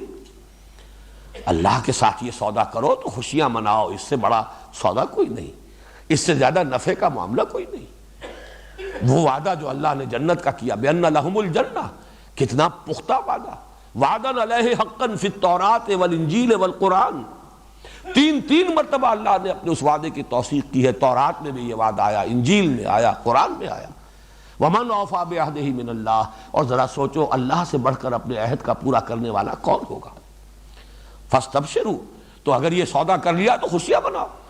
تو اگر تو ایمان کی رمق ہو تو محسوس ہوگا کہ اس سے بڑا، اس سے زیادہ نفع بخش سودا کوئی ہے نہیں۔ اصل میں وہ علم حقیقی انہیں حاصل نہیں ہے، اصل میں اس ایمان حقیقی سے محروم ہے، اس لیے ان کو کہہ رہے ہیں احمق، ان کو سمجھ رہے ہیں ناسمجھ، کہ جو اصل سمجھدار ہے یہ الا انہم هم السفہاء ولکن لا یعلمون وَإِذَا لَقُوا الَّذِينَ آمَنُوا قَالُوا آمَنَّا، اور جب یہ ملتے ہیں ملاقات کرتے ہیں اہل ایمان سے تو کہتے ہیں ہم بھی ایمان رکھتے ہیں یا ہم بھی ایمان لائے ہیں۔ یہ دونوں ترجمے میں کس اعتبار سے کر رہا ہوں؟ اگر وہ یہود کو کے اوپر منطبق کریں گے تو ہم بھی ایمان رکھتے ہیں، آخر اللہ کو مانتے ہیں، آخرت کو مانتے ہیں، رسولوں کو مانتے ہیں، ابراہیم کو مانتے ہیں، موسیٰ کو مانتے ہیں، تورات ہے ہمارے پاس اس کو مانتے ہیں، ہم بھی مومن ہیں۔ یا یہ کہ پھر وہ دعویٰ کرتے ہیں منافقین کہ ہم بھی ایمان لے آئے ہیں، ہم بھی محمد کو مانتے ہیں صلی اللہ علیہ وسلم، ایمان لے آئے ہیں۔ لیکن یہ کہ جب وہ اپنے شیاطین کے پاس، یہ شیطان کے لفظ کی تھوڑی سی وضاحت میں کر دوں، اس میں اختلاف ہے۔ ایک رائے تو یہ ہے، اور امام راغب نے تو اسی کو اولیت دی ہے، ترجیح دی ہے، کہ اس میں نون جو ہے وہ اصلی ہے شطنا، شطنا کے معنی ہے تباعدہ، دور ہو جانا، یعنی دوری سرکشی کے اعتبار سے بھی، دوری معصیت کے اعتبار سے بھی، اللہ سے دور ہو جانا، ہدایت سے دور ہو جانا۔ تو اب شیطان وہ ہے کہ جو بہت دور ہو گیا ہدایت سے، اللہ سے بہت دور۔ اور ایک یہ ہے کہ یہ شاطا یشیتوں سے فعلان کے وزن پر مبالغے کا صیغہ ہے۔ شاطا یشیتوں کے معنی ہوتے ہیں احترق غضبا و حسدا، کوئی شخص غصے اور حسد کے اندر جل جائے، جل بھل کر کباب ہو جانا جس کو کہتے ہیں، وہ ہے شاطا یشیت، اور اس سے پھر فعلان کے وزن پر شیطان، غصے اور حسد کی آگ میں جل اٹھنے والا، جل کر بھسم ہونے والا، وہ شیطان ہے۔ اس اعتبار سے امام راغب نے ایک حدیث بھی کوٹ کی ہے حضور صلی اللہ علیہ وسلم کی، الحسد شیطان والغضب شیطان، یہ حسد اور غضب، یہ دو چیزیں جو ہیں یہی اصل شیطنت کی بنیاد ہے۔ شیطنت انہی کی بنیاد پر قائم ہوتی ہے، پروان چڑھتی ہے۔ یہاں مراد ہے جو ان کے سردار تھے بڑے چودھری، اور معلوم ہوتا ہے کہ اس سے مراد جو ہے وہ یہود کے علماء، اس لیے کہ ظاہر بات ہے اوس اور خزرج کے جو بڑے سردار تھے وہ تو ایمان لے آئے تھے۔ ایک ہے وہ عبداللہ ابن ابی خزرجی تھا، وہ منافقین کا سردار ہے۔ تو یہ بھی دونوں کے اندر یہ آئے گا کہ ان میں سے جو اہل کتاب ایسے تھے جو کہتے تھے کہ ہم بھی ایمان لائے ہیں، بھائی ہم بھی مومن ہیں، ہم بھی مانتے ہیں توحید کو، آخرت کو، لیکن جا کر پھر اپنے لوگوں کو مطمئن کرنا پڑتا تھا، گھبرائیں نہیں، ہمارے بارے میں کوئی آپ کو سوء ظن نہ ہو جائے، ہم آپ کے ساتھ ہی ہیں۔ لیکن یہ کہ ذرا ان مسلمانوں کو ذرا تھوڑا سا ان کے ساتھ استہزاء کر رہے ہیں، مذاق اڑا رہے ہیں۔ اسی طرح وہ جو منافق تھے، منافق تو ہے ہی وہ کہ جو دو طرف رہنا چاہتا ہے، لا الہ الا ولا الہ الا، یکسو تو ہونا چاہتا ہی نہیں۔ وہ اہل ایمان کے ساتھ ہو جائے تو اس کا مطلب ہے تعلق توڑنا پڑے گا انہیں کفار کے ساتھ، اور وہ توڑنے کے لیے تیار نہیں۔ اگر وہ کفار کے ساتھ ہو جائیں تو تعلق ٹوٹتا ہے اہل ایمان سے۔ وہ ان کا روش یہ تھی کہ تیل دیکھو، تیل کی دھار دیکھو، دیکھو اونٹ کس کروٹ بیٹھتا ہے۔ تو دونوں سے، جس کو انگریزی میں کہتے ہیں don't put all your eggs in one basket, کہ اگر کہیں وہ اس باسکٹ جو ہے وہ کہیں گر گئی تو سارے کے سارے انڈے جو ہیں ختم ہو جائیں گے، تو کچھ تقسیم کر کے رکھو، کچھ نہ کچھ گڈ آفیسز اپنے مینٹین کرو اہل ایمان کے ساتھ بھی اور ان کفار کے ساتھ بھی۔ ویسے یہ کہ سورہ مجادلہ میں تو اس کا نقشہ کھینچا گیا ہے کہ الم تر الی الذین تولوا قوما غضب اللہ علیہم ما هم منکم ولا منہم یحلفون علی الکذب وهم یعلمون،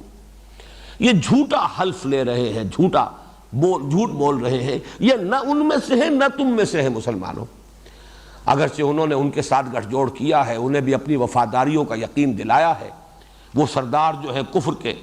یا وہ علماء یہود کے، ان کو بھی جا کر اپنی وفاداری کا یقین دلاتے، حقیقت میں یہ ان کے بھی نہیں ہیں، نہ یہ ان کے ہیں نہ تمہارے ہیں۔ لا الہ الا ولا الہ الا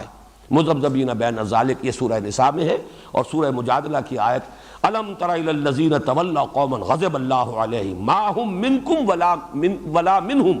یحلفون علی الکذب وهم یعلمون۔ تو یہ آیت بھی دونوں پر منطبق ہوتی ہے، اذا لقوا الذین آمنوا قالوا آمنا وَإِذَا خَلَوْا إِلَىٰ شَيَاطِينِهِمْ قَالُوا إِنَّا مَعَكُمْ إِنَّمَا نَحْنُ مُسْتَهْزِئُونَ اللَّهُ يَسْتَهْزِئُ بِهِمْ وَيَمُدُّهُمْ فِي طُغْيَانِهِمْ يَعْمَهُونَ۔ اصل میں تو اللہ ان کا مذاق اڑا رہا ہے، تماشا بن رہے ہیں۔ اب دیکھیے حقیقت بھی ان نگاہ جو ہے وہ دیکھ رہی ہے کہ یہ کس طرح اپنے جال میں خود پھنستے چلے جا رہے ہیں، اپنی عاقبت کو کس طرح تباہ کر رہے ہیں۔ اللہ کی آنکھ تو ہے جو حقائق کو دیکھ رہی ہے۔ واللہ، اب ظاہر بات ہے یہ اس معنی میں اس لفظ کا اطلاق اللہ کی ذات پر کچھ مناسب نہیں ہے کہ اللہ مذاق اڑاتا ہے، لیکن تعبیر ہے، اس کی تعبیر کے لیے انداز اختیار کیا گیا۔ وَيَمُدُّهُمْ فِي طُغْيَانِهِمْ يَعْمَهُونَ۔ اب وہ کیا ہے استہزاء جو اللہ کی طرف سے ہو رہا ہے کہ رسی دراز کر رہا ہے، استدراج جسے کہتے ہیں،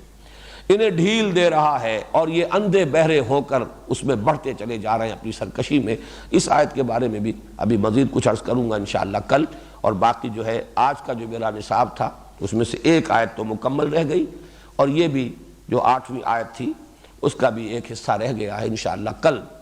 مجھے امید ہے کافی کہ اس رکوع کی تکمیل ہم کل کر لیں گے۔ بارک اللہ لی و لکم فی القرآن۔